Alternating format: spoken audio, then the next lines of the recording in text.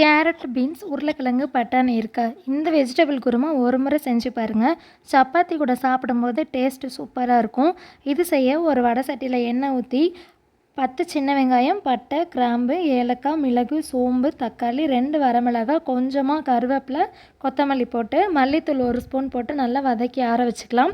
இப்போ ஒரு குக்கரில் பட்டை, கிராம்பு, ஏலக்காய் மட்டும் சேர்த்து ஒரு அரை பெரிய வெங்காயம் கட் பண்ணி சேர்த்து கல்லுப்பு போட்டு வதக்கிக்கலாம். இஞ்சி பூண்டு பேஸ்ட்டு 2 ஸ்பூன் சேர்த்து பச்சை வாசம் போனதும் ஒரு கை புதினா, கொஞ்சமாக கொத்தமல்லி சேர்த்து இந்த அளவுக்கு வதக்கி விட்டுருங்க.